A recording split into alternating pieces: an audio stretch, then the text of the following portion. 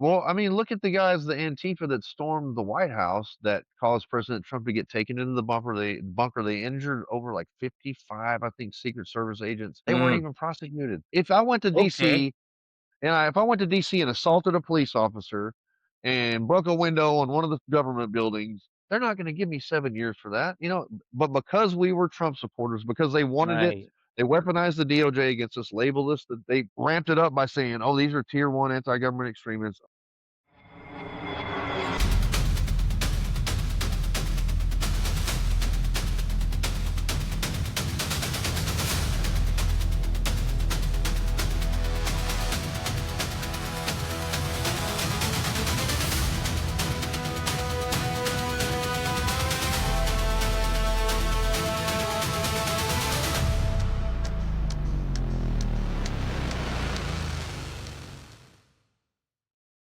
Hey, it's Lou. Welcome to Lou Pimber Speaks, author of the book Breaking Badly, my very own post-traumatic success story. Having been a soldier, a lawman, undercover lawman, an actor, an entrepreneur. Everybody has a book in them. It's just a matter of you getting down there and starting writing it. People want to hear your story, man. Speaking of stories, we have an interesting story here today. Interesting story. I have Shane Jenkins here with us today. Shane Jenkins. How you doing, Shane? Welcome, my man. Welcome. I understand I'm you're doing good. I met you in Texas, but now you're all the way in Indiana? Yeah, man, there's this thing called love. It lured me out here. I met a pretty girl. We were talking about earlier the day that Charlie Kirk got shot. She and I started Okay. having a dialogue, and she's Okay. just an intelligent, beautiful woman. And I, Yeah. I came in pursuit of love, man. Dang. You left Texas. You left Texas to go to Indiana for what's her name, by the way? Her name is Alexis Morgan. Alexis Morgan. Very cool. Well, She's an very nice. RN. Her dad's actually a homicide detective up here in Indianapolis, so he's law enforcement background as well. That's So awesome. I'm sure he's excited to yeah, know you. yeah, for sure. That's awesome. Right. So, so Shane, let's get right to it, man. So are you originally from Texas? Yeah, I grew up in Fort Worth, in West Fort Worth, Okay, okay, originally. okay. And that's kind of where I met you, man. So now let's the reason why we're here today, there's a rumor that somehow you got mixed up with this J6 thing and you ended up in prison because of it. Is that true? Yes, sir. I did 46 and a half months or 1,418 days for the events surrounding January 6th. Yes, sir. That is a true story. Say that again. How much time did you do? 1,418 days or 46 and a half long months, almost 4 years. I was That's actually released the night that President Trump was inaugurated. That night, I got released. Actually, which is funny, right down the road here, I'm in Indianapolis. I got released from Terre Haute, Indiana, Terre Haute Medium Security Federal Prison here in wow. Indiana. Okay, so we'll get to that. But now tell me about so you're originally from Dallas. Where'd you grow up in Dallas? What was that? What was it like for you? I grew up in Ridgely, the Ridgely Country Club area. I went to Okay. All Saints Episcopal School. As I know I don't look like an Episcopal school student, but I was. We wore the jeans and the sweater vests and all that stuff to Okay. to church and all that. But my life was pretty normal starting out. I thought going to All Saints and getting a good education, and then Yeah.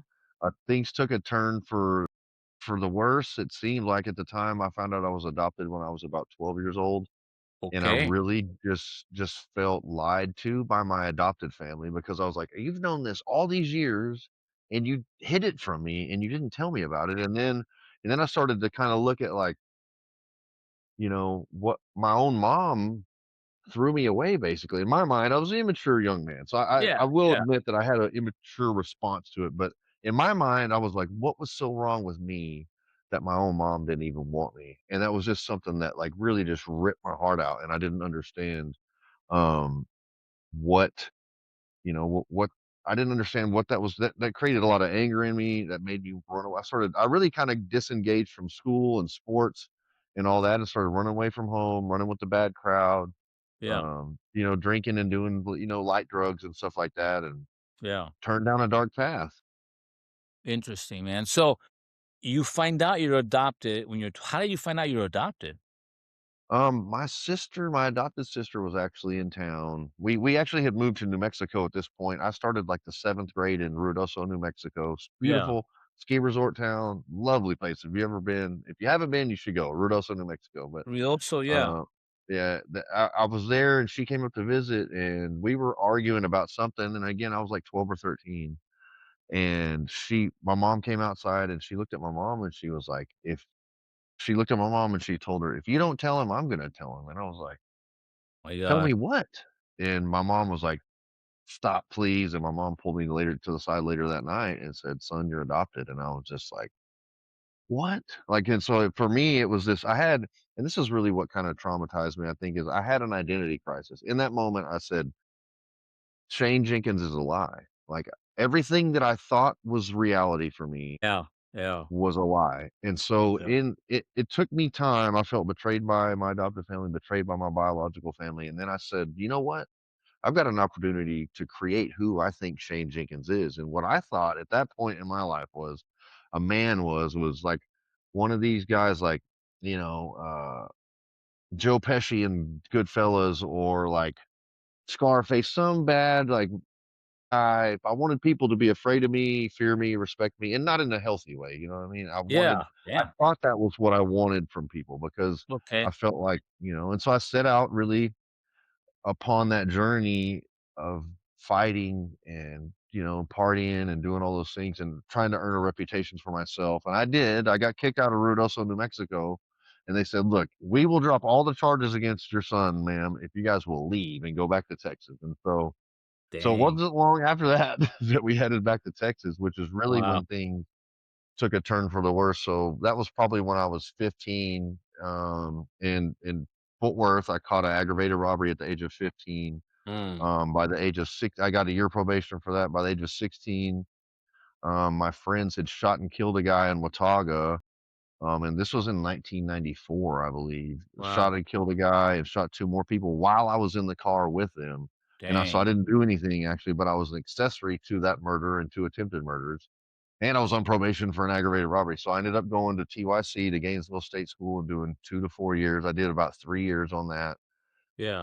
Got out when I was 19, went back home, and then my adopted dad died when I was 16, but she remarried a Vietnam War hero, alcoholic, drug addict, and he went to jail twice for beating my mom and came home one night and threatened to kill me, and I I got a gun from downstairs that we had for home protection in the front closet and set it on the Yeah. table, and I heard about an hour or 2 later, I heard my mom screaming upstairs, and I grabbed the gun and I run up the stairs, and the door's locked, and I hear my mom screaming, I just kicked the door in with the gun, and I go through the door, and he's laying in bed with the shotgun pointed at the door, laid across my mom's legs, and so it's him and my mom and then me coming through the door, and he raises up, and he's like, "I'm gonna kill you, you MFer," and shoots and blows the top of the he misses my head by about that much, blows a volleyball-sized hole in the door frame, Damn. and I run downstairs and call 911. I'm 20 years old at this time, right? Still, what I feel like was a boy, a young man. Yeah. And I call 911. Well, I'm on the phone with 911. My mom comes down there and tells me he's just trying to scare me. Don't call the cops. And I'm like, "Are you crazy?" And he comes down the stairs with the shotgun and gets to the bottom of the stairs. And finally, my mom's standing right next to me, and I'm here, and he's probably 10 feet from me. And I just jump up from behind the counter and I shoot 13 times and hit him 11 out of 13 times. And he died, ended up dying on the way to the hospital. And people, women used to stop me. And so long story short, the homicide detective shows up. He said, I know why this happened. I see that he's been domestic violence. He's been DV'd twice Yeah. for your mom." And he asked me, uh, he said, "Are you on probation or parole for anything?" And I said, "Actually, I'm on parole for that shooting that my friends did." And he was like, you know? Yeah. And but he took me downtown and they got my statement, and man, he really he looked out for me, man. He did. It was nothing that I needed, but he was just made sure that I covered myself because Yeah. it was self-defense. For sure. But what I wasn't prepared for was it was a justified shooting. I was no billed by the grand jury. Yeah. but I was not prepared for the weight that that carried on a very young man immature young man's soul, and Mhm. I had women stop me in the grocery store, and they would tell me, "Shane, I wish my son would have been there for me when I was going through that," or, Mhm. he got what he deserved, right? And I just couldn't correlate that with living with a man, a Vietnam War hero. I know his son, he was married to my mom, I was in the wedding, like, and it was just these things that really weighed heavily on me, and then there was the other part of me that was like the persona that I had created that was like, "F him, he got what he deserved," like, that was kinda like, and so I had this war going on inside of me, and Yeah. I didn't wanna deal with it, and didn't know how to cope with it, I didn't know how to go get counseling or therapy, and so I turned to alcohol and drugs, really, really heavily to just I could just quench that fire that was that war going on inside of me, and I ended up going to prison for drugs and alcohol and fighting and all that.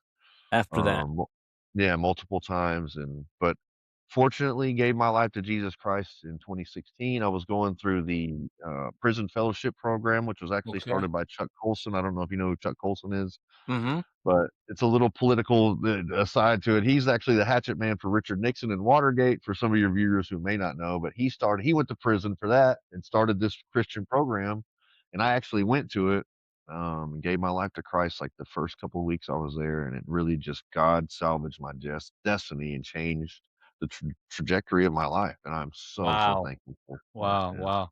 Damn, man. Look, when I was I think what happened, your parents definitely should have told you sooner. Yeah, for When sure. parents wait too long to tell their kid, "Hey, guess what? E there's so many emotions." I was told by my father that, "Hey, just so you know, I'm not really your dad." I was like Oh, 11, wow. you know Okay. what I mean? My mother was my mother, but I was like 11, but it was a conversation, it was like, whoa, it was hard, and I got on my little bicycle and I went riding. I felt like I was gone Yeah, forever. I came out right. home, it was dark, and I was pissed too, I was angry, I was just like, that Yeah. it was that it was that Kinda earth-shattering, it's a reality-shattering, like, it it shook your reality, you it know? is, man, it is. Yeah. And so, talked to my mom, she says, "Yep, that's true." I'm like, "Damn, what happened?" And I learned about it, I'm like, "Oh, okay." Well, I was grateful that I was in that situation versus another situation, and, but yeah, it's very difficult, man, it's very difficult. And then shooting this guy who was married to your mom, big weight, the community's probably thinking they're doing the right thing, but hey, man, good on you, buddy. But you're like, Yeah. whoa, and so, but you Right. asked, you wanted to be respected, and then you got it. Be careful Right, what you're no, gonna. for sure. When I think about, law enforcement, military people, they do these things, and it's in the line of duty or whatever, and I feel like that was my duty to protect my mom and Yeah, to you do did the go right through that, thing, but man. I wasn't prepared for that mentally or emotionally, already immature, and then, something to kinda go back to the adoption thing, my mom told me later on, she said, I had an adopted brother and sister, and she said, "Shane, I had to take what I got with your brother and sister because they came out of my womb, right?" And she said, "But I picked you out of everybody in the whole world." Yeah, It's something that I took for granted, I didn't understand it, but when she told me that, it was just like, man, to frame it like that, I was like, "Now that that I wish you would have told me that a long time ago," you know? yeah, So, man. And then the way it happened with your sister saying, "I'm gonna tell on you," and then boom. yeah, not good, not good. On a side note, Right. my daughter and I used to mess with my son. Used to mess with her. We used to mess with him, and I used to tell, "Hey, buddy, just so you know, we got you from Guatemala. You're all boogery, and I found you on the side of the road, and just so you know." And he, for years, we would tease him. He knew it wasn't true, but he was like, I'm wondering, Yeah, then you start to wonder, like yeah, And he's an army officer, and he's a sheriff okay. deputy, and I still mess with him about it. He's like, "Come on, dad." Yeah, yeah, you're welcome. I appreciate you noticing. But so you did that time, and then even after that shooting, good on you to take care of that business. You know what I'm saying? And I'm glad you had an officer look after you, and Mhm, saw that you were a young man who caught up in a bad situation, had to do what you had to do. But then you ended up in prison again. You screwed up again, mhm. and and uh, um and you did how many years? How long did you do there? So I did the 3 as a juvenile, and then, when I started medicating with alcohol and drugs, I started to use and sell drugs, and so that's really what Amen. kinda got me I could do more if I was selling my own, selling drugs, and so Right. I got 4 years for my first sentence, I got 9 years my second time, I only did 3 on it the second Yeah. time, I got out on parole, and I ended up going back and doing another 4 and a half on that same 9-year sentence, to complete it. So that was Wow. 3 trips as an adult, 1 as a juvenile, and then we had the follow-up, which was January 6th. Damn. So, So what year did you get out the last time you were in prison? What year was that? 2018, Teen. no, July of 2018. So what did you so you found you gave your life to the Lord when you were in prison, Yeah. and what's that been like for you, man? Well, and I talk about these traumas that I suffered, the identity crisis and then taking of a human life, and in the moment, like, that I gave my life to Christ, like, it was just I let me kinda give you a little backstory. The ministry that came that day was Yeah. called Charm Prison Ministry. If your viewers go to charmprisonministry.org, absolutely phenomenal organization if you wanna drop them 5, 20, $10, but they support men who've had an encounter with Christ who wanna walk out that faith in the streets, and so, but they also have the other part of the ministry is they go into prisons and they play basketball and volleyball and softball with the inmates, and so That's cool. I'm a taller guy, 6'1", Yeah. 6'2". I played basketball every day that I was locked up, I played basketball. Yeah. And so they brought these guys. One of them was a former Harlem Globetrotter and San Antonio Spur. The guy I had to cover was 6'9". Like, they just brought these monsters into this prison and like mopped the floor with us, right? But it was in love. Like, these dudes were like, it was fun. It wasn't a Yeah. humiliating beating, right? Yeah. But in the meantime, on the sidelines, there people are sharing their testimonies and sharing the gospel. And oddly enough, that like, typically, I would just respectfully say, "Hey, man, that I appreciate you, but that's not for me, Lou. Yeah. I understand it worked for you, but it just didn't work for me." And so, Yeah. but that day, my mom had died. My adopted mom had died a couple of years before this, and I really didn't have. I only had my brother to walk with me through this journey, and he wasn't my mom. My mom would like come visit me every weekend, send me magazines, newspapers, commissary, like just would talked to me on the phone, was really we bonded while I was in jail. She was comfortable because she knew I was safe. I wasn't in danger. I was mama's Yeah. baby and I was safe. And so losing her was really an opportunity for God to step in. And I was at the end of my rope. We played basketball. Then they brought brisket and gumbo and like peach cobbler to this. They played basketball with us, beat us down for 3 hours. Then they call us to the chapel. We all go to the chapel, and I'll never forget. I go in the line to get food, and there's like 300 inmates going to get food, and there's like 20 volunteers. And it was these ladies, and they're standing there, and they're just smiling. And I didn't understand how these women could be so happy to be in prison. Like, I'm looking at my life and I call it Hurricane Shane. My life was just like a disaster. Yeah. And I looked at the trail of destruction that I left, and here these women are happy to be here in prison with me and bringing us food. And I felt like that little, I have 5 Yeah. kids by 5 different women at this point. I've lost my mom, I'm adopted, killed a man. Like, I just really kind of down on myself, beating myself up. And I remember I got that food and I went and sat down at the table and something inside of me just broke. And I don't know what it was, but I know it was just like I was at the end of my rope. I didn't know what to do. Yeah. And I swear I feel like this hand on my shoulder. And it's like, it's God, it's Jesus saying, I'll never leave you and I'll never forsake you. Or, he says, first he says, son. He calls me son, and I'm like, "That's what I always wanted to hear." I wanted to be I felt like a throwaway child, and so he says, "Son," and then he gave me my identity and my purpose in that. I'm a son of God, a child of the Most High, right? And so that's my identity. Yeah. And then I hear, "I'll never leave you or nor forsake you," which is actually Deuteronomy. I didn't know that, but it's in Deuteronomy. Yeah. And that covered the abandonment issues that I had. And then I hear there's no guilt and shame in Christ. And so carrying that burden of killing my stepdad, um, in Christ, I don't have to carry that. And so from that day forward, those things were, I would say, 90% healed. I was able to receive some healing in that moment. And then it's a daily choice to leave those things at the foot of the cross. And so I ate my food, wiped off all the tears, go sit down in the chapel, and they have musical guests that come with the ministry, and then they bring the gospel message, and then at the end, they're like, "Hey, does anybody wanna give their life to Jesus Christ?" And I stood up and raised my hand, and I just I don't regret it, man. It changed, like I say, it changed. Jesus Christ salvaged my destiny, and that's what's you talk about books, that's gonna be the title of my book, Salvaged. But, you know, New he title, saved salvage yeah, title. yeah. He saved me, man, and I'm so thankful for, That's great, you man. yeah.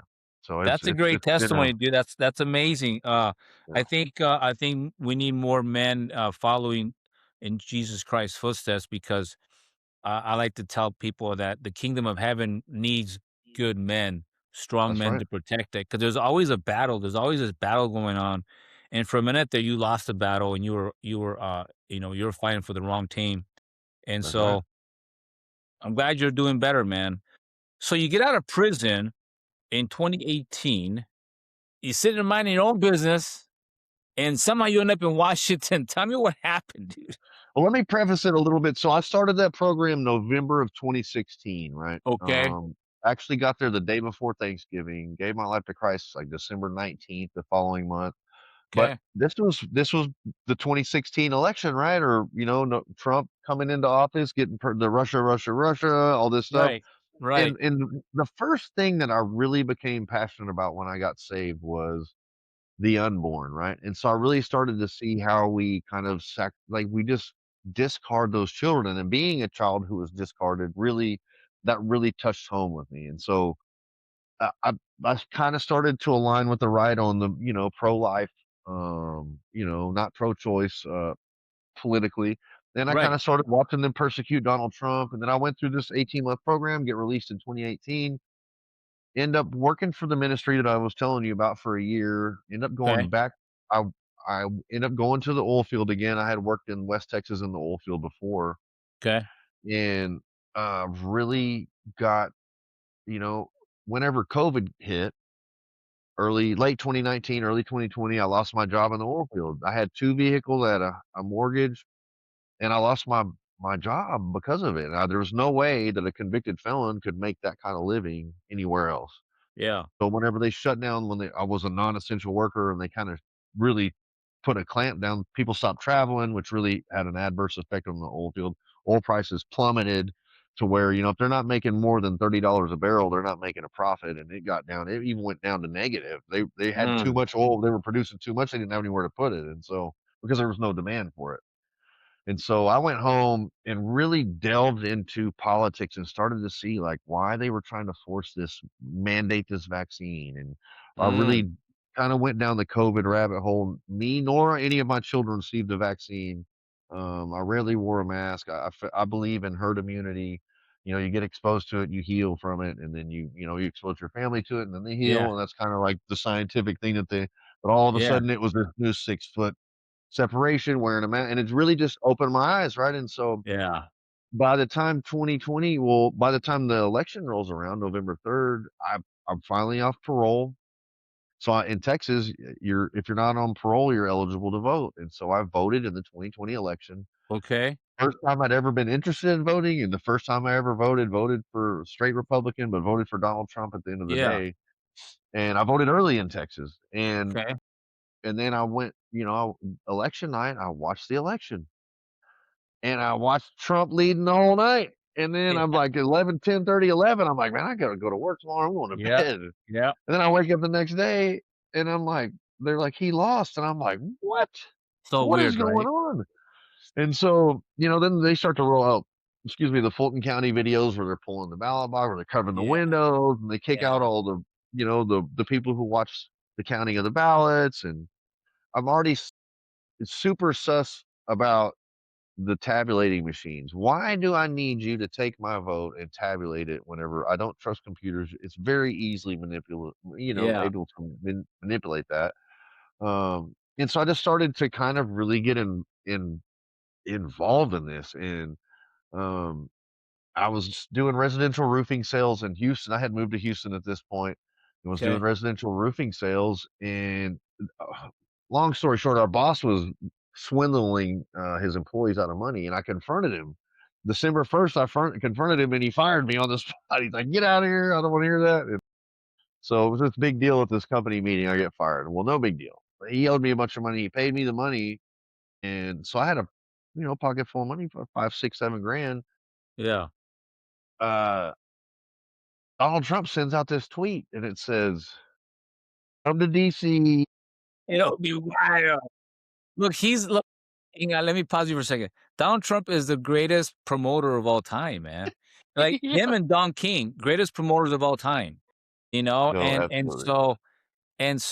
yes, I was like you, the whole mask thing. I'd be the guy be chased around the grocery store by a woman. "Why don't you?" I'm like, "Get away from me, and I'm gonna go grocery Right, yeah. shopping." You know what I Sir. mean? Sir. I was that guy. I was that guy. My wife would be like, "Can you just?" I'm like, "No, I'm not." I would go jogging in the neighborhoods, in the streets. It's all Right, quiet, you know, and I'm yeah. in Orange Valley, Arizona at the time, just jogging down the street. I don't know how to give a damn in the world, you know. But Right, okay, yeah. so so so you get the calling to go to DC. Right, yeah. I missed the memo. I didn't get the message. Thank W God. So you well, get the message. yeah, well, spiritually, some things started happening in my life too, and it was like, Okay. I I was in church, and I remember just seeing this little boy, like, on this cliff, and I just see this big wave, like, crashing down on him. I'm like, "That little boy is me," and it was like, I don't wanna get all spiritually weird on you, but it was a picture ingrained in my mind, and I would call it a vision or whatever you call it, but I knew when I saw it that it was significant, and I knew the little boy was me in the picture. I didn't understand the wave, Yeah. and so there's songs that were speaking to me, and my mentor and I start talking about it, and he gets me this hat, and it says, I have it still. It says "Into the Storm," and it's this guy Matt. I think it's Matt Froning. He's a CrossFit guy, Okay. but Yeah, Matt he Froning, talks yeah, about, he's the champion, yeah. yeah, yeah, and he has this beef jerky line and all this stuff, and he talks about the buffalo. When the storm comes, most animals will turn and group up and cower away from the storm with their backs to it. Buffaloes turn into the storm and face the Right. storm head on.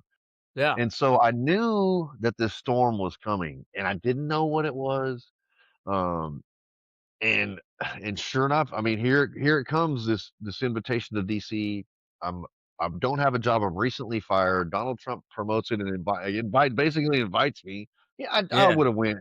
Yeah, it wasn't, and I don't say that to say it was Donald Trump's fault, because I'm accountable for my action, Yeah. and that's something that I pride myself on. But I booked my flight, I booked my hotel room. I tried to get my son to go. I tried to get several girls that I knew. I tried to get anybody that I knew to go, and nobody would go with me.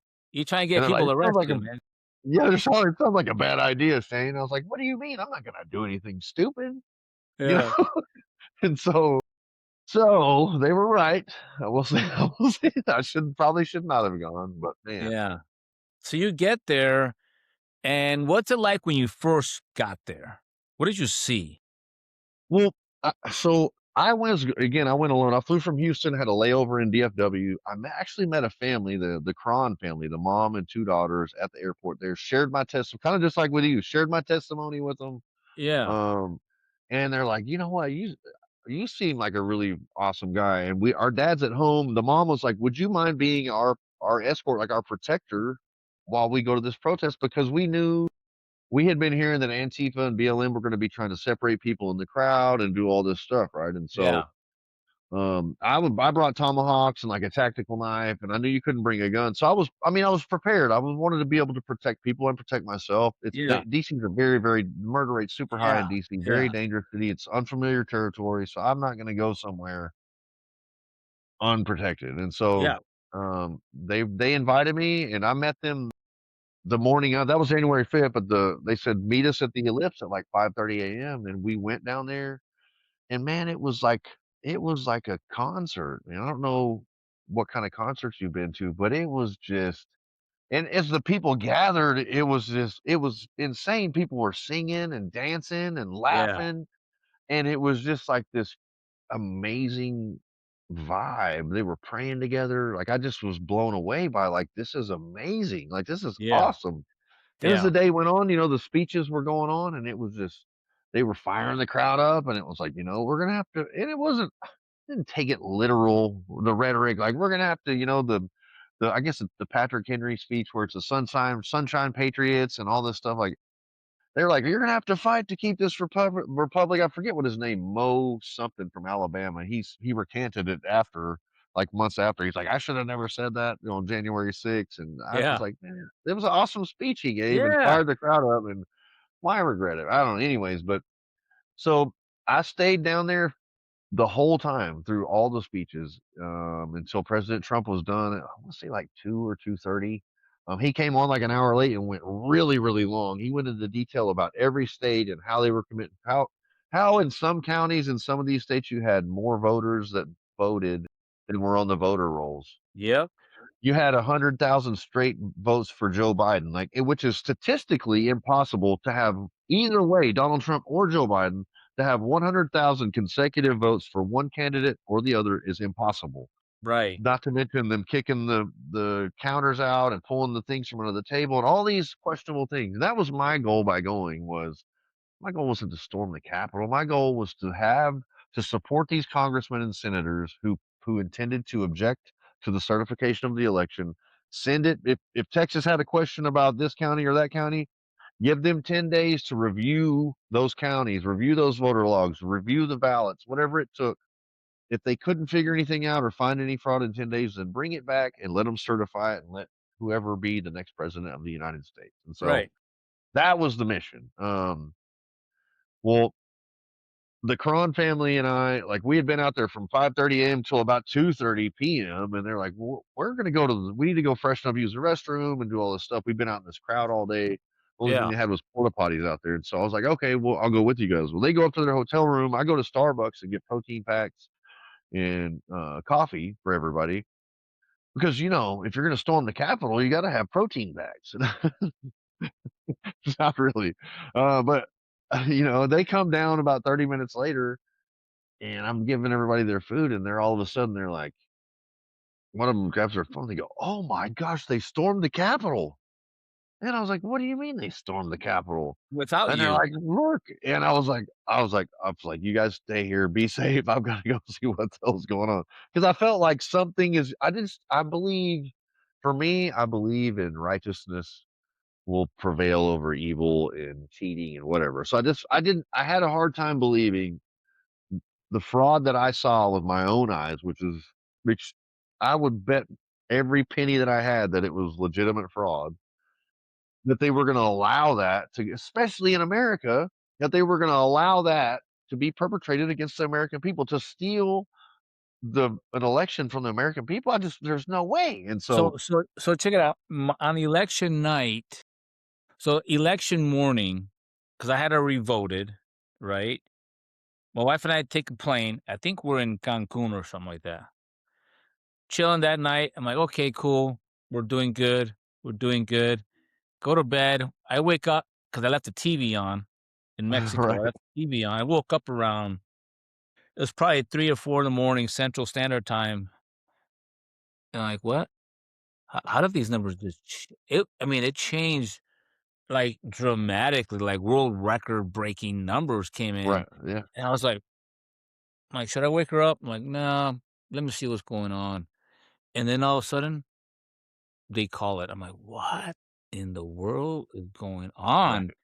It Yeah. just didn't sit right, you know? And then Right. all of a Yeah. sudden, things started coming out, then I started paying attention and I realized, oh my God. And like you, I was also very disappointed in our electoral system. Mhm. Like protector of our constitution. I'm a protector of our election. I'm a protector of our people. To believe that that could happen here, I was like, damn, brother, been a little bit naive, or maybe I was just fooled for a short period of time that these things can happen, and very disappointing, man. Very disappointing. It's hard to believe. And when you look at even today, that 81 million people, whatever that number was voted for a That's what guy it like was, Joe Biden. 81,000,000, yeah. You Well, know what I and mean? and, So, if you look at Joe Biden ran from his basement, he didn't have some if he had some great rhetoric and he was I look at Barack Obama. I liked him initially. I didn't know because I wasn't political then. yeah. He was like charismatic, very well spoken. Yeah. Hey, first black president, great, I love that. What I think everybody should have, a shot. I don't care, but it didn't make a Yeah, difference to me one way or the other. But to say that Joe Biden, an old man with dementia, got more votes than probably, arguably, one of the most popular appearing presidents in history, at least the first time anyways, got more than that, and still that number hasn't even become like the last. I guess we've had 2 elections since then, and nobody's came close to those numbers no, since, and it's like, no, yeah. it's absurd, Yeah, and it as isn't. far as Barack Obama goes, I never voted for him, mainly because, when I looked at who his mentors were, who Mhm. guided him, and Right. I was like, "Nah." But Right. I never wished him, bad luck. I Yeah, no. wished him success. I was hopeful for him because he had supposedly he had 2 young daughters, right? And so but Him I and Mike. still they look a lot like their friends, but I was like, "Hey, man, I'm rooting for America, dude," you know? But back to that day, you find out they rushed the Capitol. You're Mhm. like, hold my coffee," and then what happens?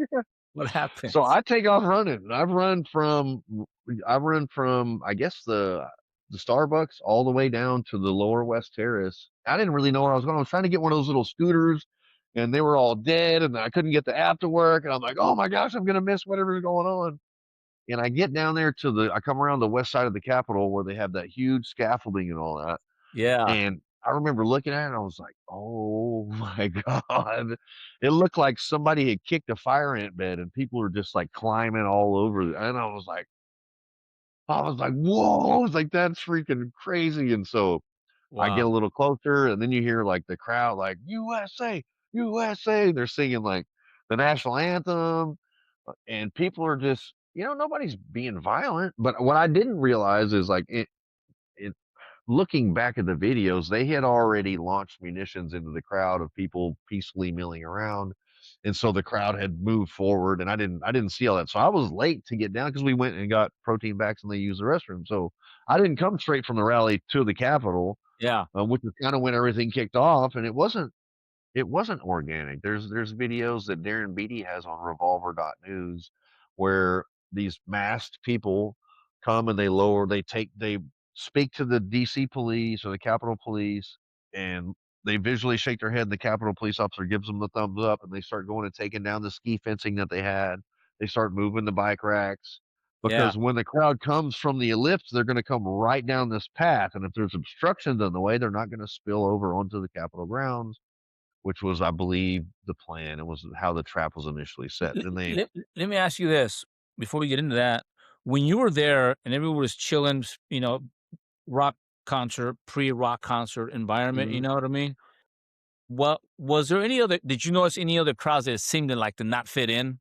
Like, this group is a Uh, little bit, well, so different. I knew they were telling me that the Antifa were gonna have MAGA hats, but they were gonna have them on backwards, and so that's Okay. how they were supposed to be identifying each other, and I did see there were definitely people that didn't fit in the crowd, Mm, and I didn't think so much about I didn't think about it being a trap, because at this point, like, when I came down, there was people just down there gathered on the bottom, and I wasn't, prepared to do anything. But so when I finally climb up to the lower West Terrace, and that's whenever I see people bleeding, I see people crying, I see people bloodied and beaten and stuff like that. And so that's when I started to recognize that things were not what they seemed, um, and it really threw me for a loop because it looked when I climbed over this wall, and again, not to be on the spiritual thing, but I grabbed that wall to climb up onto the lower West Terrace, which is where the president puts his hand on the Bible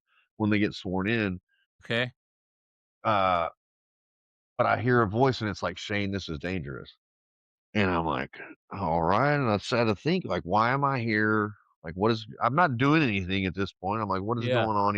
Why am I here? Essentially. yeah, And it's like, I'm here to support the senators and the Congress people who are going to object to the certification of this election. I'm here for my children and my posterity, my future generations. yeah, And I just said, you know what? If something happens, if it is dangerous, it's worth it. I'm here. I'm representing my family and all my kin. That's why I wanna be here. I want to be here to make sure that if I'm called, I'm gonna be here. And so, nobody else wanted to go with me, and that's fine. But I went over the wall, and that's when I saw all this mayhem. It looked like a medieval castle siege scene where the tunnel was packed with police officers. And what I didn't realize either was that the crowd had already pushed into the tunnel and then been expelled out of the tunnel at that point. Mm. And so I wasn't aware of that. And so that's why all the people got again. Roseanne Boylan died that day. She was Yeah. unconscious on the ground. She had been expelled from the tunnel and was on the ground in the area and turning blue. And Is many that other the people had been. one is that the one that Go they ahead. said that they claimed she died of drug overdose? Is that the one? Right. Initially, they said she died of methamphetamine overdose. But in fact, somebody had seen a cop or somebody beat her with a baton, No, right? absolutely. Well, Officer Lila Morris. So basically, she was in the tunnel. The cops just bulldoze everybody out of the tunnel, which causes people. Imagine the crowd shoulder to shoulder, like front to back, Yeah. all the way out the tunnel. They're stumbling over each other and fall, and she gets tangled up on the ground. She was a larger woman and gets tangled up and trampled and then expelled out of the front of the tunnel. Somebody saw her at the front of the tunnel and dragged her out from behind the police line, and she's turning blue. She's not getting oxygen circulating through her Yeah. body. And so, So who was the um, officer that beat her? Did anybody get video of that? yeah, it was Lila Moore. So what happened? They pulled her out of the tunnel. They pulled her out into the crowd, start giving her chest compressions and CPR, and then she's non-responsive. So they drag her up to the police line eventually, and they're like screaming at the cops. Like the cops are standing there with their riot shields in front of them, just standing there. She's dying, literally, like where my computer is in front of me. They're standing there, Damn. not lifting a finger.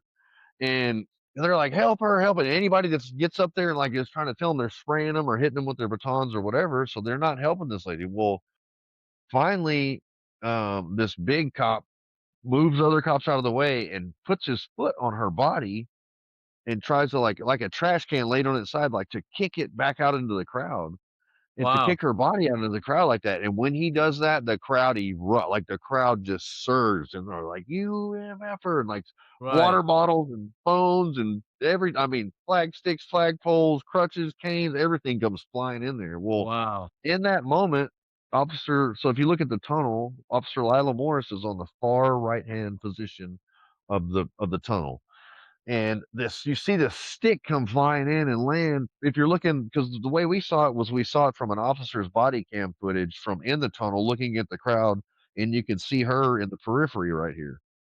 Well, you see the stick come flying in and land on the wall, and she's like, there's stuff flying in, so she's ducking for cover. Well, she sees this stick right here, and it's like a stick, probably silver dollar around, like walking Yeah. stick. The baton. She grabs the walking stick and I don't know what possessed her to do this. The woman is unconscious on the ground in front of her. Instead of like picking it up and like defending herself from the crowd, she picks it up, Who looks at is the woman she? unconscious. What's that? Officer who is she? Lila Layla Morris. Morris. Lila Morris. Yes, sir. She's a African American lady, probably in her mid-30s. But she grabs that stick, picks it up, looks at the woman on the ground, and just goes whack on hits Roseanne Boylan in the head 1 time, 2 times, and the 3rd time the stick snaps in 2 and goes flying off into the crowd.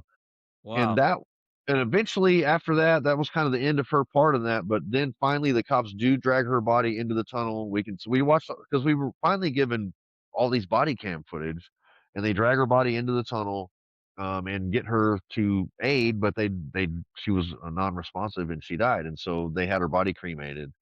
Um, but what's the sad thing is Officer Lila Morris was several weeks later put at the 50-yard line of the Super Bowl and been praised as a hero for defending the Capitol on January 6th. And then they gave her what is the congressional equivalent? It's like the Congressional Medal of Honor for what she did on January 6th. When really, how did they pick her out of all those people to Yeah. know to give her that honor? Because they didn't honor all the cops. It was just her. And maybe, Right. some later on, Right. some of the biggest crybabies that they pulled out there, Harry Dunn and all the other ones, and Jan, I can't remember all their names, but Yeah. uh, and so, but they honored her, and I'm like, so we saw it after the fact.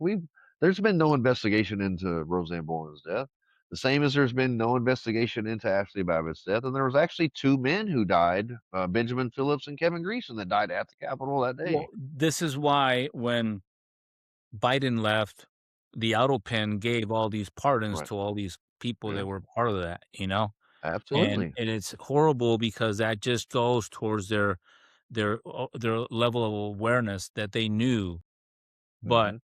it Well, the was J6 committee too got pardons, and the 4 cops who cried on TV all those days yeah, also got yeah, pardoned. It's crazy. yeah, and it's like, I've never heard of pardons being handed out before you commit the crime,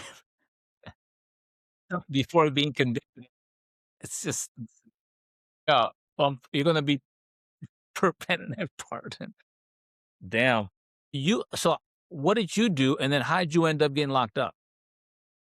So, I'm standing on the I worked my way over the wall, get up on the ledge, and this is before all that with Roseanne Boyland had happened. I'm standing on the ledge by this window behind me, and I'm watching these people come out of the tunnel, and they're like this. I'll never forget. His name is Duke Wilson. Is his name? I've spoken to his son Ryan Wilson. I just found out a couple weeks ago who this guy actually was, which is Yeah, pretty interesting. But I saw this old man coming out. He's like 65 years old, coming out of the tunnel. He's got a hat like this, like a mesh trucker hat, and he's like pouring blood down the side of his head, just pouring jeez. down his face. I actually have pictures on my phone. I can send them to you after Yeah, the interview. That way you yeah, can maybe add them as an aside. But yeah, um, and I was like, "Well, these people are in the tunnel, and I don't think they're going in there to storm the Capitol." When it kind of evolved into, "Okay, we're here at the Capitol, we're kinda raising hell, what are we doing?" In my mind, I'm thinking, "Okay, well, now we're gonna go in the Capitol and do a sit-in." Like, they're gonna have to zip tie every single one of us, we're gonna sit in here, they're gonna have to take us all to jail, and they're gonna our voices will be heard. Yeah, we'll get a trespassing ticket, whatever, because it's been done before. Code Pink's done it, all these other activist groups have done it in DC. yeah, It's just another protest, whatever. And so I'm watching these people come out of the tunnel, and for some reason, I look at this window and I'm like, it would just be easier if we just went through this window. And so I start tapping the window, and then this guy goes, "Yeah, that window's bulletproof. You can't break it."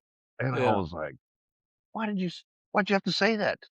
Don't tell me I can't. I can't do something." Okay, So okay. and this is if I regret anything about January 6th, this is probably the only thing that I regret. I went in my bag and I got my tomahawk out of the bag, and the crowd's like, "Yeah," the crowd's going crazy, and then I start hitting the window, and about half the crowd's like, "No, no, we're not Antifa, we don't do that." And I'm like, and so I'm like, another crowd's like, "Yeah." I'm like, "Okay, I'm gonna stop doing this." So I hit the window a Good. few times Yeah, and I stopped but at the end of the day, I think about it. I paid for that window. It is the people's house. I would rather assault a window violently yeah, than watch my fellow citizens get assaulted violently by the police officer. Now, is it probably dangerous to allow these people in through the window and possibly create other chaos? yeah. Yeah, and I didn't Very think true. about that. But Yeah, so I quit doing that, and what I said was, nobody want some people don't want me to do that, so I'm not gonna do that. So what I'm gonna do now is I'm gonna go to the front line of the police line where these people are getting hurt at, and I'm gonna see what is happening and why they're doing it to them. And so I leave my backpack with the tomahawks and all that, and I work my way into the crowd to the front of the tunnel.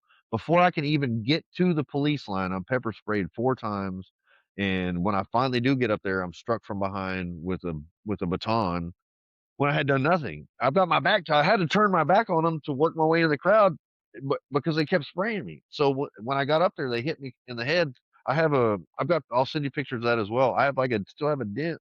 And in my head, it wasn't, they didn't hit my arm because I'm sure you're an officer. You probably SOP is not to strike the head, it's to hit the right, limb, or the torso or whatever. Probably not right. even the torso, really the limbs or the legs or whatever. Yeah.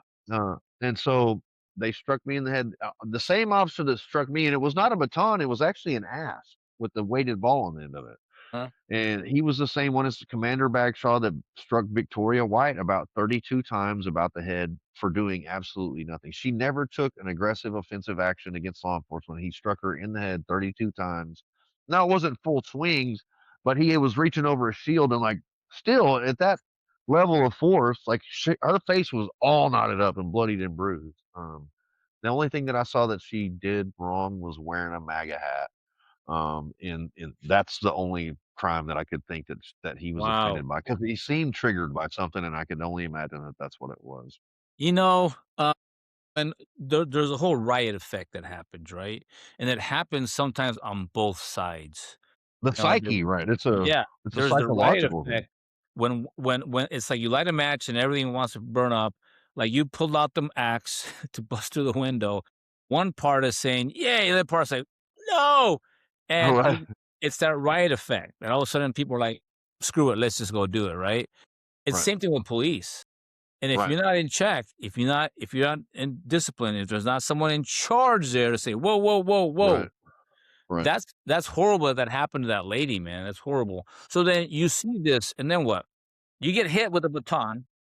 Yeah, yeah, yeah, But so when I got struck from behind, then somebody popped some kind of gas, and I don't know what it was, but it sucked the oxygen out of the tunnel.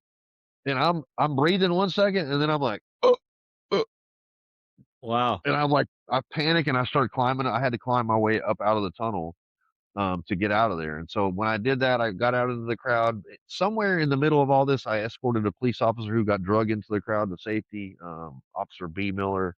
That's on video. But then from that point, I left. I went and got my backpack and I left and went to my hotel room. And I went and I thought, well, actually, I didn't go to my hotel room. I met up with the Crons and got stuck in their hotel room because they issued a 6 o'clock curfew. got it. And if you look at my if you type in my name, Shane Jenkins, it pulls up this picture of me in a blue 1776 hoodie with the white stars around it with 1776 in the middle, and that was outside the hotel. They locked us in the hotel, and it was like 6 or 7 o'clock, and I was like, I was coming out of the hotel, and I was like, I need to get back to my room. I've got all my stuff over there. Yeah, And I went out the door. There's like 100 cops in front of this hotel. And I'm like, where are we at? China or Russia or yeah, yeah. one of these North Korea, one of these communist countries that they're gonna lock us down in a hotel? And but I ended up going back to my hotel room, ended up flying home. I stayed an extra day, flew home, thought, I get a message from one of my buddies that I play Call of Duty with online. And he says, "Hey man, one of my buddies is a master sergeant or drill sergeant in the army, and he reached out to one of our other gamer friends and said, 'Hey, tell Shane I got the message from the FBI,' and he screenshotted it and sent it to me. Um, it said the feds are asking questions about you and they're looking for you. And so I knew the feds were Well, how coming. did they know to ask Figgy about you? Association? Yeah. So I knew they were coming for me, and I didn't run. I didn't take Where any precautions. where did they pick you up at? They picked me up at Charm Prison Ministry at one of their houses in Houston, Texas. They brought an armored personnel carrier. They brought Houston SWAT. They brought FBI. They blocked off both ends of the street, and what the crazy thing was, after I found out they were looking for me, I found out the lady's name, Agent Amy Avila, and I called and I said, "Hey, I hear that you guys are investigating me. You're looking for me." I said, "I would love to just come in and sit down." Yeah. So they labeled you a tier 1 government extremist. That's yeah, that was a whole Biden administration wanting to label these people and wanting to just take control, thinking that they would be in power for a long, long time. Well, So and you yeah, called her, and what did she say to you? Did she agree to that, or what did she say? they said you're not under investigation.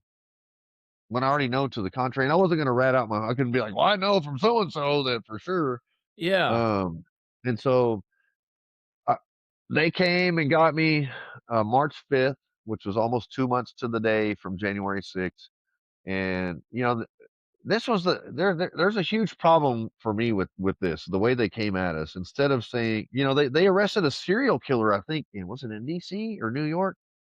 And they simply surrounded the guy walking peacefully. They grabbed him like, "Hey, we're the police. We're taking you into custody." Right. Very peaceful. But this guy was a serial killer. Jeez. I threw sticks at riot police and broke a window. And they sent an armored personnel carrier, Houston SWAT, with a ballistic shield and long Damn. rifles, and it was that was the whole problem. If they would have said, "Yeah, Shane, come on in," You're looking at some time because you broke a window, you did this, that, or the other, fine. So let me ask you this. So they pick you up, they book you where in Houston, They uh, take me to FTC Houston. Yes, sir. FTC. Federal yeah, So you ended up in the Federal Detention Center, Houston, and right. then what was the due process like from there? So this is crazy. I had a bond hearing the very next day. The judge funny story from the bond hearing, the judge, I don't know if it was the very next day, maybe it was 3 days later, but I will say this. He literally took me off the streets, took me to FTC, changed me into jail clothes, put me in a solitary confinement cell, left me in there for 11 days with no shower, no phone call, no visits. They wouldn't let me talk to anybody, no communications. I went to my bond hearing in the middle of all of that, but still they kept me in that cell. They would not let me out of there. I ended up being in there almost, I think it was 17 days until they let me out. Damn. They let Solitary well, confinement, 17 days. they let me out of the cell to move me to another block. They didn't let me out of jail. They moved me to a regular block, and then they took that I made one phone call, then they took me back to the cell and said because they had, like, if you were coming into the jail or you were leaving the jail, they would lock you down on quarantine, which was COVID protocols saying that, "We don't want you to transfer COVID, so we're gonna isolate you from everybody." Um, but they I So ended who was that phone call to? I talked to my mentor, the founder of Charm Prison Ministry in Houston, and was just trying to kinda tell him, like, how to get my affairs in order. Okay. So you spoke to him and then you get locked up. There's a bond hearing. Bond was denied, I assume, right? And then you're in there for 11 days. You get a phone call. You're there another 6 days or so. And at which point do you go to a pretrial hearing? Which when did that happen? So they don't do they don't do any more hearings there. I end up about staying there about 30 days. I had my bond hearing, they denied my bond, then they put me back in solitary after 1 day out of solitary, and they about 2 weeks later, they put me on a bus and take me to the airstrip and put me on Con Air. Yes, Con Air is a real thing. Mhm. Put me on Con Air, and they fly me to West Virginia I go to Oklahoma City, they leave me there in transit for a few weeks in solitary confinement again, put me on another plane, fly me to West Virginia, and then they put me in Northern Neck Regional Jail. I was there for about 10 days, and they call a van and put us on a van, load us in the van, and take us to Washington, DC, to the DC Gulag or the DC jail, but we call it the Gulag, but where I ended up staying there for 32 months. Was there ever a trial? Yeah, so I did go to trial. There was a it was a such a long process. Um, And you what were the know, charges exactly? Did they include the criminal damage you did to the property or they right, they had vandalism or destruction of government property. They had 3 assaults on federal officers for throwing items at the riot police. None of them struck them. None of them identified me as throwing anything, but they said I assaulted federal officers. And then the other ones were redundant, basically. They were like being armed because I had a tomahawk on Capitol grounds while committing acts of violence, trespassing. I had the 1512 charge, which was the obstruction of justice, which the Supreme Court later threw out. It was 12 charges, but they were all basically it was the assaults, destruction of property, and trespassing. okay, Um, and but so in this process of 32 months in the DC jail, they denied us visits for 2 years with our families. They damn, denied us religious services for 2 years. They damn, denied us haircuts for a whole year. They denied dang. us fingernail clippers for a whole year under the guise of COVID protocols. They have the barber shop is off the dorm, and instead of we had to logically figure this out for them. They said, "Well, you guys can't go to the barber shop because you guys won't take the COVID shot, so you might give the barbers COVID, and they'll go back to their wing and get everybody sick." Meanwhile, Muslims get a medical exemption because a religious exemption, so they Oh, don't have to take.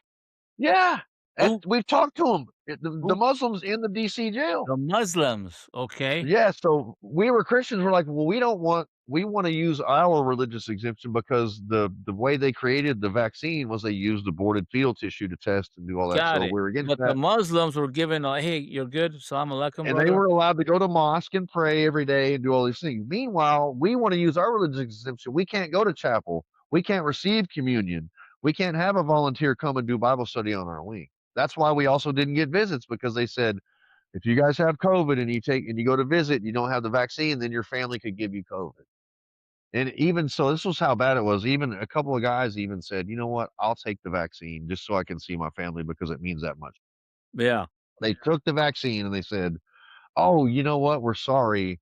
Your family's not vaccinated, so we're not going to be able to allow you to visit. And so they did that for 2 years, and then the haircuts and the fingernail clippers were because we couldn't go to the barbershop because we would get somebody sick. But finally, we told them, we're like, "Look, we had got the US Marshals in there multiple times because we had people raising hell all over the United States on the outside." Yeah. And we said, "How difficult would it be for them to bring 1 set of clippers and a set or 2 of fingernail clippers in here with some sanitation, some sanitizer, and Right. let us cut our own hair, let us do our own fingernails." And they finally, after 2 year or a year, let us do that. Damn. Um, So you were in there but for, you were locked up. At which point was there a trial? Did you have a trial, and you were found so I guilty? did have a trial, and one funny story before I get to that. They brought me a plea offer, and they said, "We're offering you 92 to 115 months."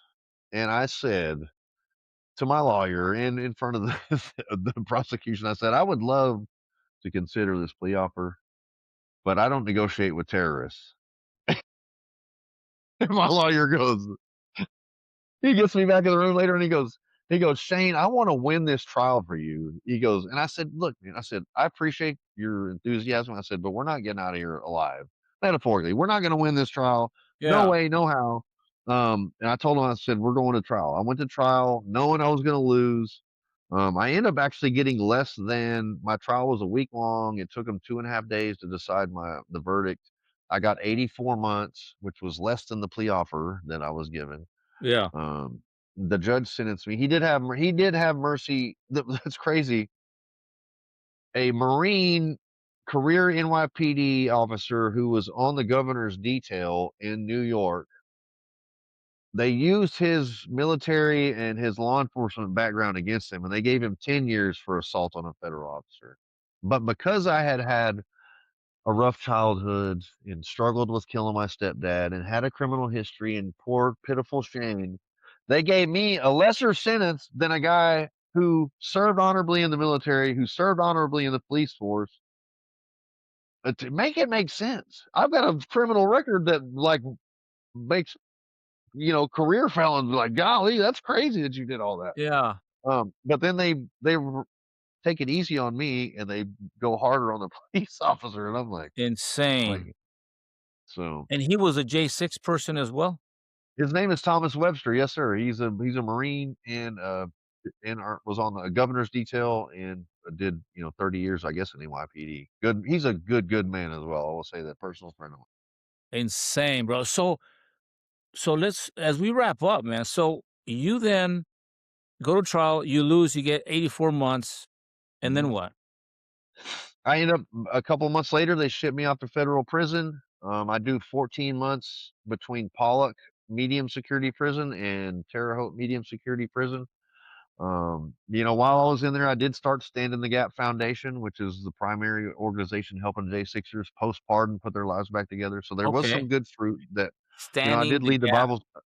Stand in the Gap Foundation is the website. It's called Stand in the Gap. And I also got to lead the Bible study for the men, get them out of the cells from solitary confinement to lead the Bible study with them for over a year. So there Yeah. was, there were some fruits that were positive from it. And people ask me, they're like, "Shane, knowing how it happened, like how you suffered, would you do it all again?" And I think about it, and absolutely I would do it all again because God, I knew the storm was coming. God is going to work through, even if I messed up and broke the window or whatever I did, God is going to continue to work through that. And my little mess is nothing compared to what he is capable of.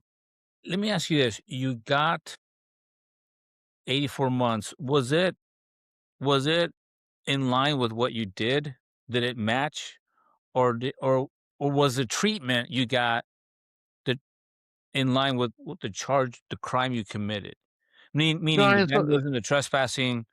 right. In other words, would you have been treated the same had you gone in there like acting like a fool and violated and trespassed and threw stuff at law enforcement? Would it have been the same treatment, or was it different because you were part of that crowd, the J6 crowd?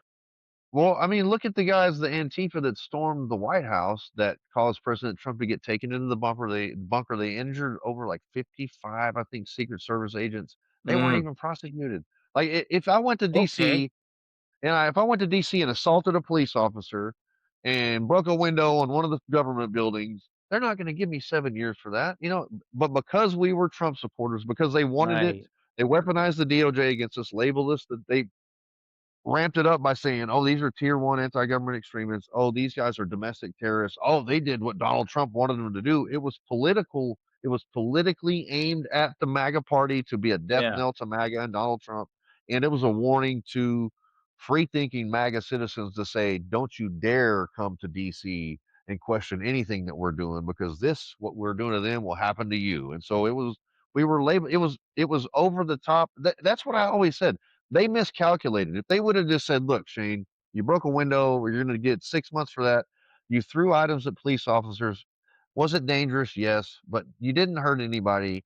There's no wounds received from it. None of them pointed you out. So kind of no harm, no foul. Let's say you get 6 months for the misdemeanor assault because you didn't even really hit anybody, and you get 6 months for the window. You do a year, it's over with. Then what do we have to say about J6? You don't really have anything to say. But now, since they denied us visits, denied us haircuts, denied us religious services, like crushed, like ran down on people with the full weight and force of the DOJ and the FBI and SWAT teams and all this stuff, now you've created this persecuted class of citizens who were really just standing up against a stolen election, which was a Yeah. fraudulent election to begin with. Damn. So, you're at which point did you ever lose hope while you were there? Those 4 years, at some point you say, "Dude, this really sucks." Like, no one's gonna Well, come get every day it sucked, man. But you know what? I have been blessed to lead, to be a leader amongst those men. These guys are Green Berets, Army Rangers. You know, Rob, like Yeah, Jeff McKellum, Green Beret Special Forces guys, and I thought these guys would be like leadership oriented.